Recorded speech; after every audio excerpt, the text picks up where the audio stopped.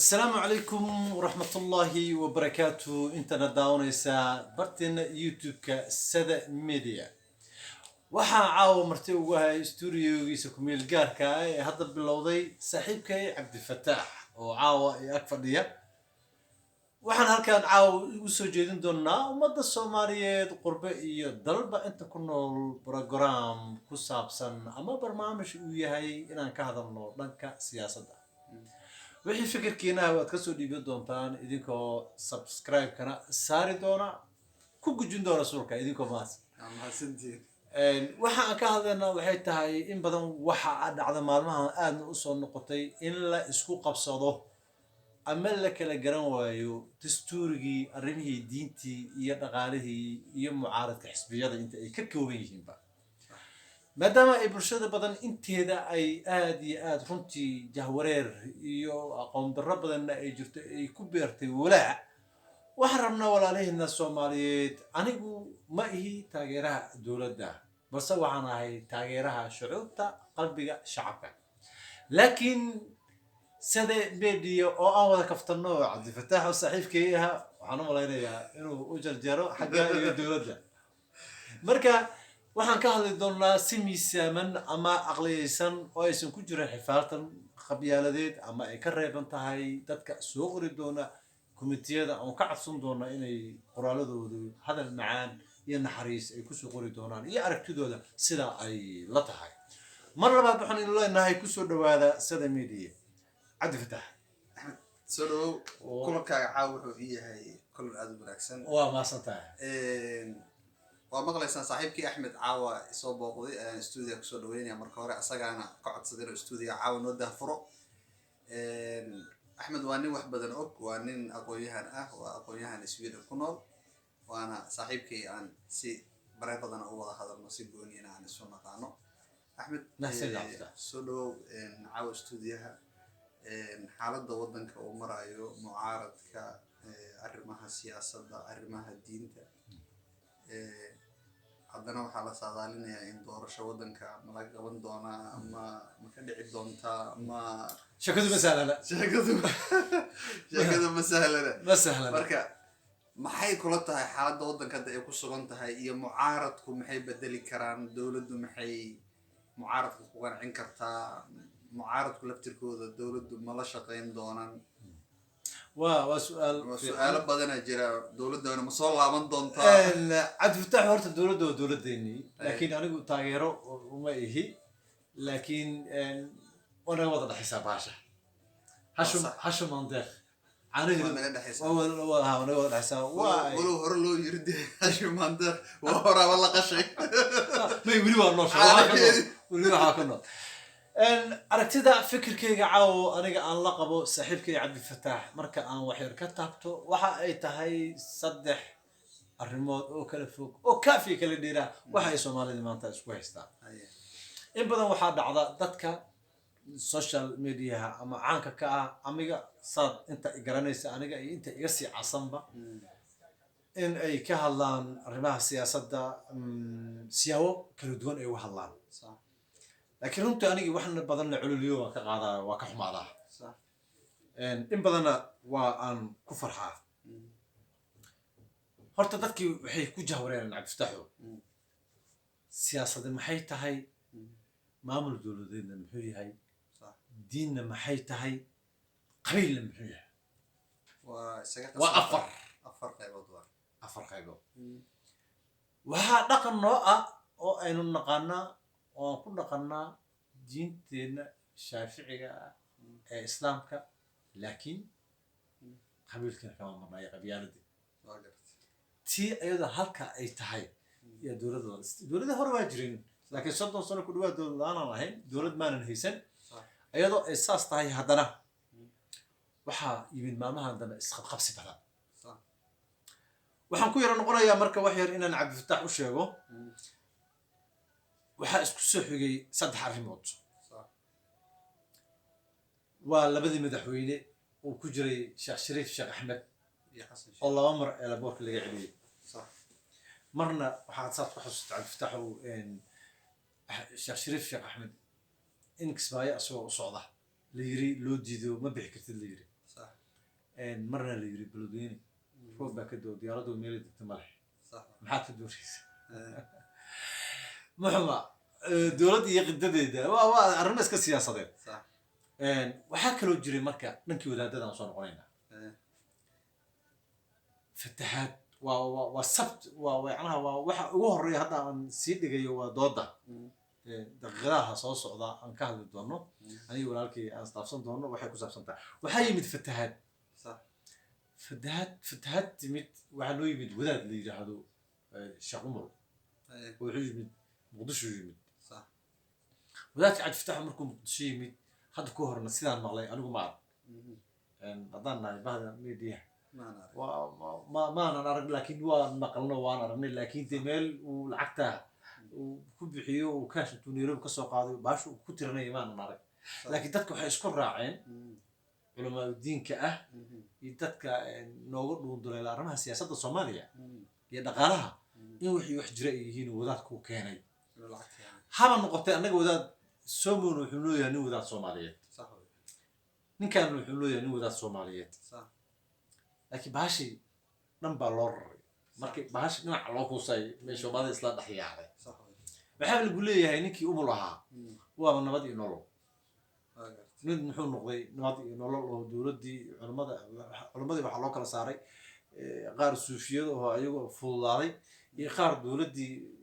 culamada dowladda la yidhaahdaa ayaa la yidhaahdaa kole waxaad ka dhehila waxaad ka dhehila cabdifatax wuxuu ka dhehila kole waana aqaana gartaalla iyo midiyo soo sifaysanaya dadki marka cabdifataxu waddanka markaad aragto horta waxaa laga wada baxay jaamaco 15 sano u dambeysay boobsiis ah wiilasha soomaaliyeed iyo hablaha soomaaliyeed xasha lillah u gafi maayo wax noo soo bartay waddanka ku bartay aqoonta soomaaliyeed marka aan dib ugu noqono tan iyo 19 dowladda dhexe militariga marka ay burburtay wixii ka dambeeyay waxbarashadii waxay noqotay mid daruuf ah iyo dan ah amba levelka ay marayso wax lagu barto qof iyo tagti marka waxaa batay dadkii aan aqoonta lahayn iyo intii aqoonta lahayd intii aan aqoonta lahayn aa baxday dhalinyartii intii wax barateen qaar waa baxeen qaarna xafiisyada dowladda ka shaqeeyaan qaarna cabsiya ku nool yihiin nimankii al-shabaab ahaa yaa yidhahaan bismillah markuu xafiis ka soo baxo baabuurkiisa waa 5 jeer noos miira ka baaraa markii dadki waxay noqdeen dad baqaya oo mabda' kale mabda' diin hadduu yahay mabda' dowladeed hadduu yahay mabda' siyaasadeed oo yacnaha qabiila hadduu yahay u baqaya iyo nin waddankii ka baxay iyo nin beer falata ah oo beerta yaambada intuu soo tiiriyo oo magaaladiisa reerkiis ka yimaado koob shahrinjiya intuu muqaayad ka gato maanta maxaa la sheeganaya ninka u soo horeeya muqaayaddaa soo fariistaa wuxuu sheegay aaminay balaadba ninka u soo horeeya ayuu qaadan karaa macquul ah waxaaba noogu sii daran cabdifataxu wardal baynu rabnaa dowlad baynu rabnaa anigu maxaafidna mihi mucaaradna mihi laakiin waxaan rabaa dadkii inay bal horta marka hore fahmaan dowladnimo iyo nabad maxay tahay cabdifataxu wajah wareera dadka ku dhacay marka wareera ku dhacay waa soo koobaynaa culumadii iyo siyaasadii iyo walow horey looga hadlay iyo mucaarad iyo muxaafid waa la isku dhex my opinion waxaan rabaa inaan soo gudbiyo tii waxaan ka bilaabaynaa oo sheekh shariif markii kismaayo laga celiyey hora taqaanaa social media looga hadlay ama dowladdu ay ka hadashay laakiin midii dambe ee sheekh shariif iyo xasan sheekh laga celiyey airportka aadan cadeelo macnaha la yiri meeshii bay kartaan dhibaata ka jirta la yiri soo kulama muuqato dowladdu in ay ayada mas'uul ka tahay shacabkana ay ka mid yihiin oo ammaankoodii la sugayo si loo xaqiijiyo in meeshii ay tahay safe in ay tegi karaan laba madaxweyne oo hore waddanka u soo maray oo astaantii qaranka ah haddii si kale loo rogo waa la dhihi karaa siyaasadda dowladda kale had laakiin soo marka hore wanaag marka laga fiirinayo soo lama dhihi karo war dowladdu waxay ula jeeday waxaan arkay video uu ka hadlayo madaxweynaha hirshabelle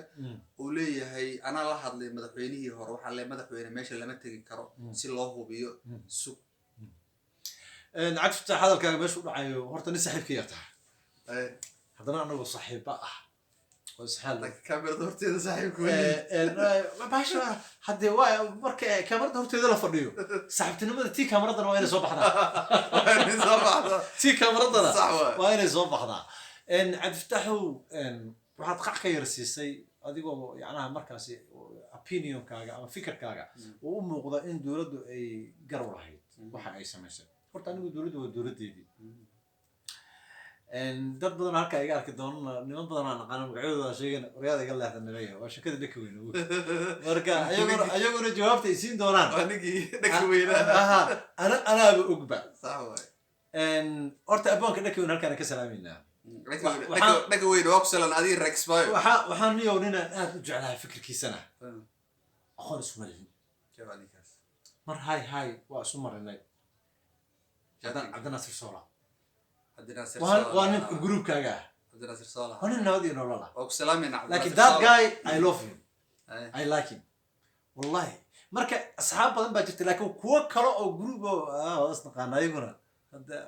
dadka dhan lama wada tirin karo lama tirin karo maya waa saase marka waxaan soo wadaan ogaa marka intaas guryamaya ma horta niyow arrintaadii waxaa tiri dowladdaad u qilbicisay dowladda waa sax laakiin niyow caalamka marka la yiraahdo markuu madaxweyne ninka soo noqdo waa former president ay dhahaan ninka former president hadduuba soo noqdaba constitutionka waddanka iyo sharciga federaalka inoo yaalla wuxuu leeyahay magac maamuus leh iyo xasaanad ayuu leeyahay caalamka maraykanka ku dayan mayno yurub ku dayan mayno yurub prime minister u badan yihiin wasiirka koowaad ah haddana markuu noqdaba ninka prime minister hore waxay dhahaan prime ministerka hore ay dhahaan wuxuu ku jiraa weli nin la tixgeliyo ku jiraa xishmad leh xasaanadna leh asoo xataa laga yaaba baarlamaanka ka tirsanayn okay gurnuu qaataa waana siyaasad dowladda siyaasiyiinta meesha dijital dejiya waxaan ka xumaada ku sheegaya marka dowladdeena sharafta leh oo anigu lafteeda jecla waxbaa ka qaldanaa waxa ka yara qaldamaa waxay ahayd waxaa la yidhi soomaalida waxay ku mahmadaa cabdifataaxo gacmay geeli jire baasha ha leexin haddii kale anigu asxaabta waana daawanaysaay halkaas asxaab baan ka heli doonaa sida caawa aan kugu hamartay marka waxaa la yidhahdaa cabdifataax saaxiibkii gacmay geeli jire hoostaa loo wada dhaqaa niyo horta farmaajo xataa eedda ma leh haddaan ku dhaha ka war ka sheekay sababta ku weyn ku sheegaya astaanta qaranka maya yani eed male wuxuu ku lahayn dowladda madaxtooyada marka laga yiraahdo waxaa jira first president aa jira first president haddaysan lahayn candidate waxaa jira former leadership aa jira haddaysan jirin waxaa jira prime minister office prime minister dad u shaqeeyaa jira waxaa jira protocol kuwa u shaqeeyaa jira waa badi silsilad isku xiran waa madaxweynuhuba horta dhoofitaan madaxweyne hore ee waddan ka soo degay ama ka dhoofaya in lagu eedeeyo horta waa qalad meelna waa loogu eedeyn karaa haddii administrationka hoose uu xun yahay maamulka dowladeeda hoose hadduu xumaado horta asaa qaadanaya mas-uuliyadda asaa qaadanaya laakiin waxay ahayd madaxda sharafta leh xafidullah sheekh shariif sheekh axmed waa madaxweynehayni ee u soo qaatay aniga igu reer ma aha igu deegaan ma aha soomaalida saas hore saas u taqaanaan dii haa inta min laakiin wuxuu yahay madaxweyne soomaaliyeed oo u soo dulqaatay dhib badan xamar 17 degmo xabadahaasa ugu dhacaya tuuto intuu u xirnaa asagoo tuutaa xiran koofiyad intuu soo qaata dhishiikaha iyo taangiga meesha ku dhacay u dhex taagnaa intuu soo dhisay intuu soo hagaajiyeyna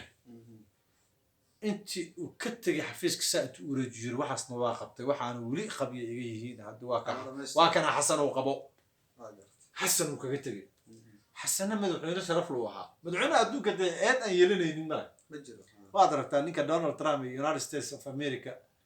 ugu weyn caalamka ilaah baa weyn dadoo la wanaagsan yahay dadoo la fiyahay oo waliba waa wada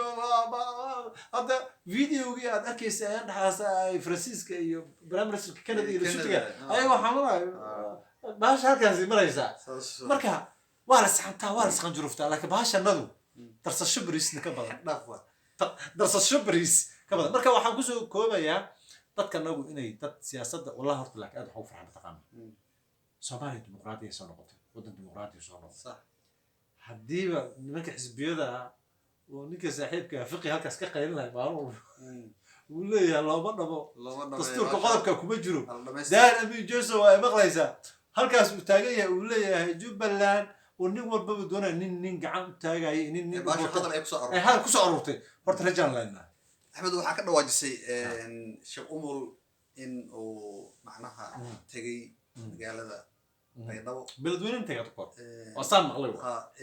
afwan waxaan dhihi rabaa beledweyne inuu tagay xamar yimid hadda koorna beledweyne uu tagay tiinta buu xamar yimid waxaa la sheegay in lacag deeq ah in uu waday deeqdaas hadda ma aanan arkin lacag hadda bakshad ku jirta ama sanduuq oo la wado oo dad lagu wareejinayo labada madaxweyne sheekh shariif aan waxaan ka haynaa in lacag 200 oo kun oo dollar oo deeq ah ay gaarsiiyeen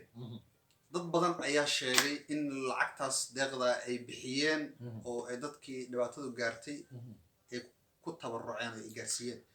laakiin marna ma aanan arkin dad leh lacagtaas annagaa naloo keenay waa guddoonnay intaasoo lacagaan helnay waxaasaan bixinay waxaasaan wax ku qabanay lacagahaani xaggee maraan yaase loo dhiibaa ilaa hadda aan dhamaystir ilaa haddase ma la arkay lacagtii la bixiyey waxtarkeedii ama dad ka mahadnaqaayo la wixii waa nala soo gaarsiiyey culaysyo badan oo nasaarnaa ayaan ku xallin wax shacabka dhahay ma la arko cabditax su'aal fiican waxaan u malaynayaa jawaabteedu waa kooban tahay marba haddii aad adigu dowladda taageersano dowladda aad ka mid ahayd dowladdaaduna sheekha soo dhoweysay ayaguna si fiican maaragtay usii ambabixiyeen taa markuu inaad dib ugu noqoto horta ma fiicnayn laakiin markaan taa kaga tago waxaan usoo jeesanayaa meel yar inaan wax ka iftiimiyo shacabkanaga waxaan rabaa inaan u sheego odayaasha nimanka diinta sheeganaya macayo xasha lillah oday way dhalay oday allah naxariisto odayga biya odayaasha allah naxariisto ma horta allah naxariisto way dhalay ma horta allah naxariisto allah naxariisto xaq shaqi wuxuu sheegay abe inuu u duceeyo shaqi diinta ma diidana marka inta dhimatayna ayaguna allah naxariisto laakiin odayaasha odayaalo naga leexdan idiga wallaahi waddanka waa qasaysaan nimankan wadaadada sheeganayana anigu dee hebel iyo oran maayo haddaad idinku diin isku haysataan si hoose u wada hadla haddii madaxda ayadoona la celinayo burrada laga celinayo sharaftii madaxda iyo sumcadda ay lahaan jirtay ha lagula xaalo gacmo girjiro hoosa loo dhaqaayo tartiib ceebtanadana ha soo saarina shacabkina dowladda ha ku fashalinina oo ceebteeda dowladda bannaanka ha soo saarina dad dhalinyaro ah oo wax baranaya oo shacab leh oo dumar leh oo waayeel aan aqoon lahayn oo caanaha geela cabaya oo kuwa duurka jooga wax iga sugaya ayaa markii xamar waxa ka socday arkaan oo astaanta qaranka ay tahay ayay sheekadu waxay noqonaysaa futurogad dee nin walba waxaan sameynaya wixii qaska aan kasoo daalna inay dhacaan dadka laakiin waxaa il iyo indhukuul u ah hadde waa il iyo indhukuul habluhu haddaysan ishaa farsamayso indhukuul marsan ishaa qurux kama ka imaanto dee kama imaanto il iyo indhukuul dadka shacabka waxa u ah in shacabku ay dowladdooda darajeeyaan shacabkuna uu asaguna sidoo kale hoos soo eego dhexdooda xagga qabyaaladda ay iska daayaan okay culimada kusii soconaya culimada ku fogaan maayo culimada waxaa la yidhaha culimada laga raacbaa jira isku habaaraa culimooy ma og tihiin doodan iyo anaa kaa aqaana diinta iyo saxiix buqaari baa yiri iyo ma anaa yiri iyo nebigii baad cayday oo injil baad ku sheegtay waxay ahayd doodaasi intaysan imaan war dadkii waa naga wada gaaloobeen Soomaali diinta waa ka wada baxday waxba ma ogdiini oodin iyo xiradiin iyo xiniintiin adduunka la tagi oo ubadkii baan faraci diila ku haynaay ina adeerayaalo walaalayaalo wadaadadii iyo shaqyada aan jeclayno dadkii aan ku dayanayno hooskoodii iyo tiirkii noo ahaa baa tihiin markaad isqabataan isbalansada culimo diyaariya culimada hayn dhexdhexaadiso sawirkii baa tihiin okay taa waxaan ka wadaa miis isugu imaado miis ku imaada hadda waxaan ka baqayo waa dhaceen cabdifataax waxaa dhacday culimadii madaxda waxaa ka weyn culimmada صح waa nimanka diinta aan ku higsanayno culimmada markay gantaalo isku tuurayaan alaabta Israel iyo maaragtay Iran iskaga baqaan mar ay nag iska dhigaan waxa u suran meedii isu mariya baasha gabdhihii kontanka diinta ay sheegtaan nisaa'iga laakiin anigu inkastoo gabdhaha ba arkay gabdhaha sharaf leh inay yihiin oo wax qabsan karaan oo shaqaysan karaan oo salaadooda ayagoo tukanaya wax soo saaro oo intaa 20 sano iyo dhowrkii Soomaaliya badarka ayaga wadanka badbaadiyay haddana dad badan oo aqoonta diinta ku jirta halka waxay la soo fariisteen oo caloolxumo aan la mutaafitax waxay leeyihiin kuwaas wadaaddan nooca lacagtii dahabka intay naga qaataan oo laga aruursanaa qaar baa yurub masaajidada isku haysta oo wadaaddo caan oo la yaqaan oo konton sano dadka qur-aanka soo barayay oo ilmihii dugsiga ka qalin jebiyey oo carafaadka meesha ka jira marka waxaa weeye dadkii hagaalaysiinina macnaheeda hadalka isqabsigiina waxaa leedahay culimada isqabsigooda waxaa leedahay dad badanaa qadka uga baxaya ayaa diintoodii ay aaminsanaayeen anshixi ka dhumaya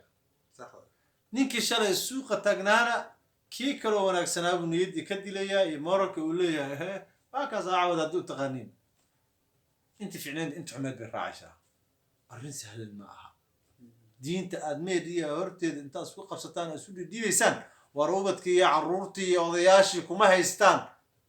mucatabiyey kaniisadahay gelaya taa waa halka dowladda ay soo hartay inaadeen oo gaclay dowladdu ha loo samro boodin dowladda ma haysta cabsaxaya hal dowladda geli maayo dowladdu ha loo samro waayo tabarteedu iyo taagteedu inta ay tari karto xooggeeday gelisay amnigeeday gelisay militarigeeday gelisay securityka kale CID iyo NISA ay gelisay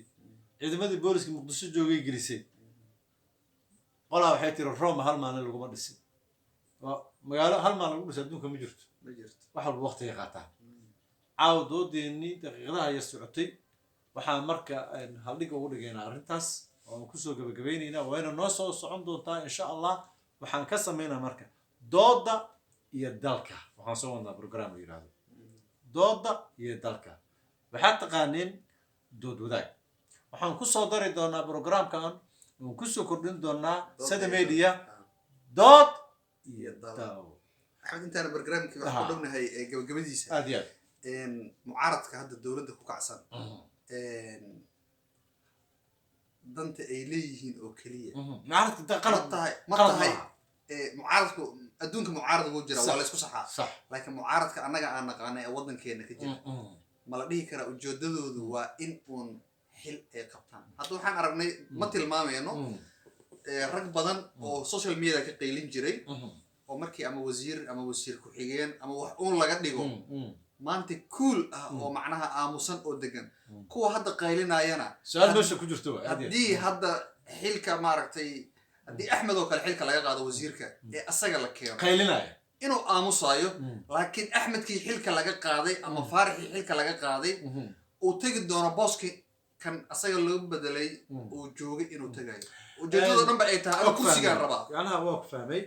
ninkaa muxuu la qayliyaa wuxuu la qaylinaya yacnaha kursigaa laga qaaday wax qaldan maaha wuxuu rabaa kursi inuu helo xisbiyadu maxay la qayliyaan dowladda may jaanis siiyaan waa ku fahmay sax wey okay waxaan ku hormaraynaa xisbiyada jaanis bay dowladda siiyaan maxay la qayliyaan xisbiyadu isdifaacayaan laakiin waxay isku difaacayaan caalamkay ka jirtaa siyaasad sideedaba policy waxay ku dhisan tahay in aan duleelkaaga iyo waxaad ku qaldan tahay jaanis ay taa ku seexanayaan habeenkaa because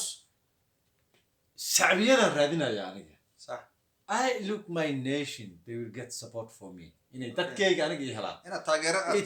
maxay dadkayga ugu taageeri karaan waa inaan dulduleel u galaa in aniga maadaama xisbi biri rajo kale waddankaas xukumaya aan ahay in xisbigan hadda daladahay madaxweynaha farmaajo aan tusaa wixii qalad ah waa arrin fiican laakiin dowladda aan dhahan laakiin weli xisbi ma aysan samaysan maya marka hore tayo ku bilowda waa loogyahay dadka waa wadoogyahay laakiin marka ay diiwaan geliyaan maahan laakiin xisbiga is urursaday adigu hadda waa dowlad waa dowladda lafteeda xisbi noqon kartaa dowladda hadda title magac wadan hadda dowladda lagu kacsan yahay ayadana isdifaacaysa waa xisbi ayago laftooda waa niman doorasho raba xisbi aan magac lahayn marka horta mucaaradka niman aan aqoon fiican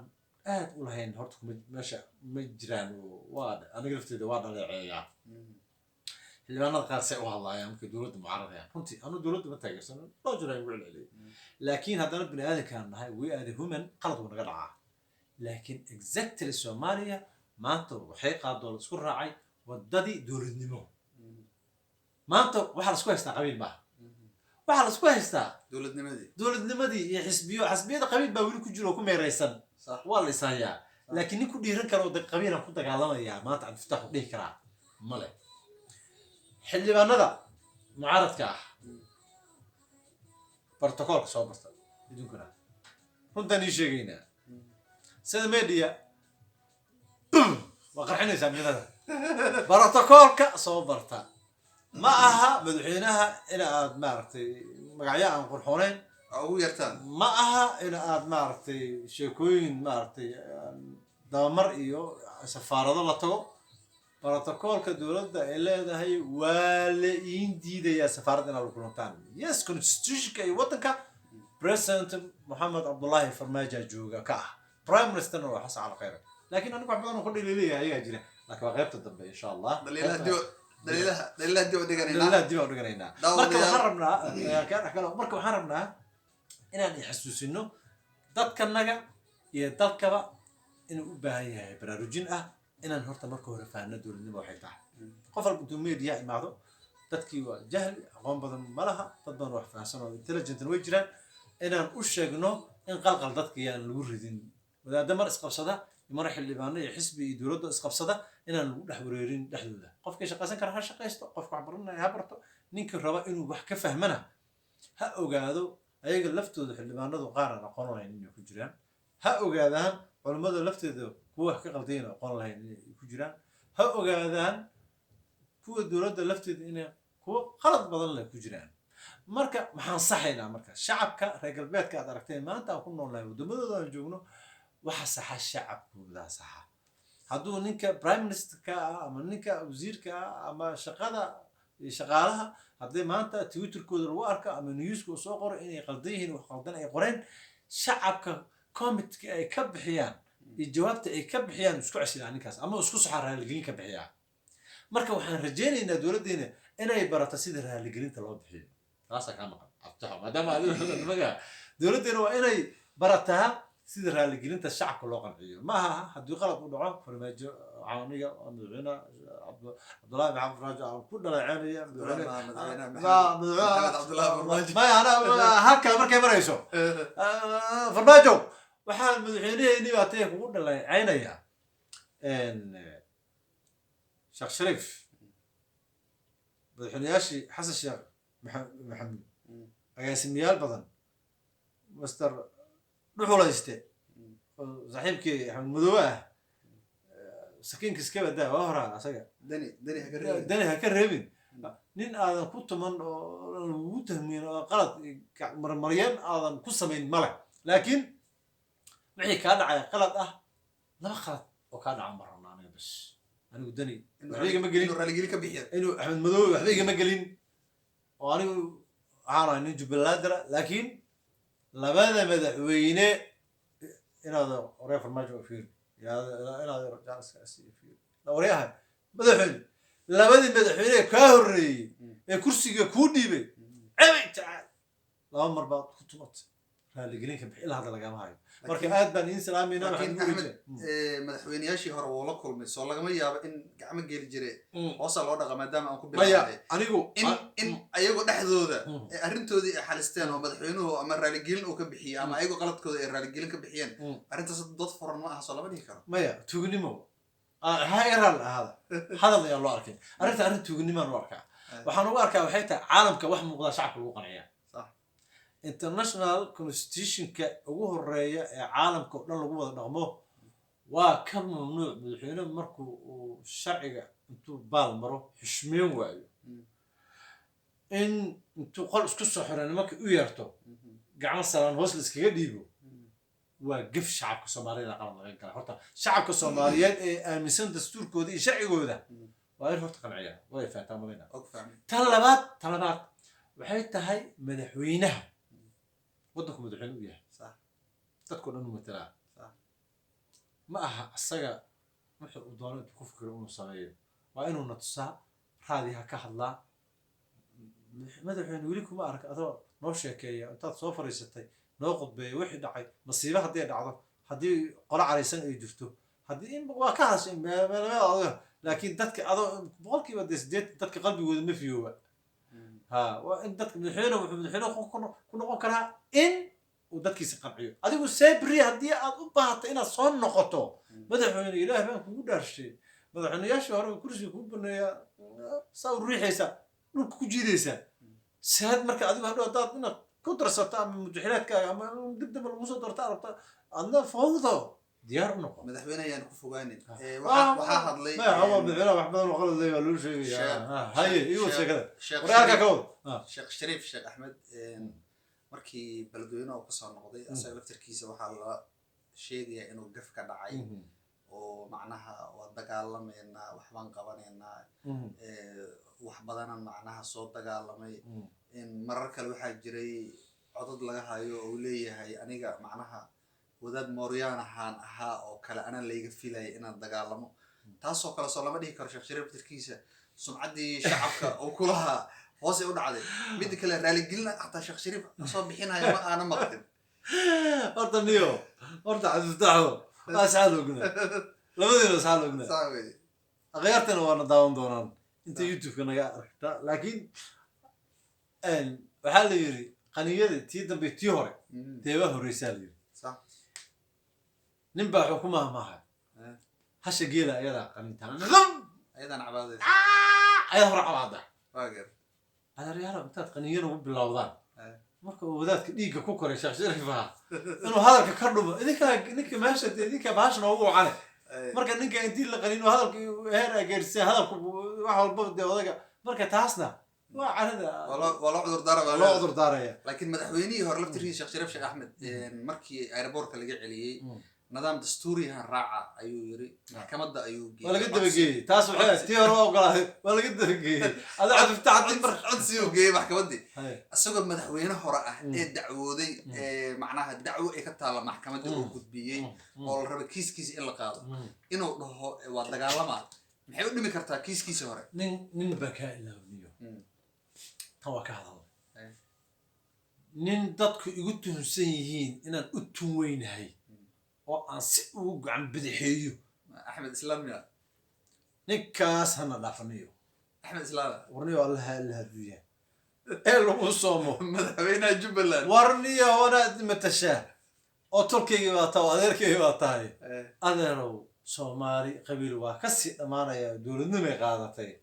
afkaa laga xifaaltamaayo qori laguma xifaaltamee adeerow na dhaaf jubbaland 8 sanay soo dhismaysay laguma diidano inaad soo dagaalantay laguma diidano inaad kaadidaada usoo cabtay laguma diidano raaskaambooni inaad kasoo bilowda halgankaaga laguma diidano inaad kismaayo iyo eeriyadeeda aad nabad ka dhigtay laakiin ninkii markuu baxayo